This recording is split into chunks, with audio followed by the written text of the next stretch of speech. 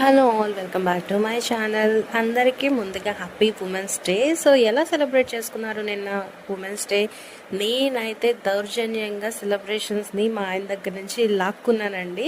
నిన్న నైట్ వరకు చూశాను, కనీసం నాకు విషెస్ కూడా చెప్పలేదు. సో అందుకని నేను అడిగానమాట, ఏంటి ఉమెన్స్ డే సెలబ్రేషన్స్ లేదు, కనీసం విషెస్ కూడా చెప్పలేదు అని.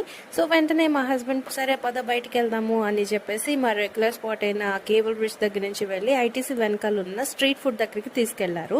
సో నేను అక్కడ యమ్మీగా ఉండే మోమోస్ తిన్నాను. నిజంగా చాలా బాగున్నాయి అనమాట.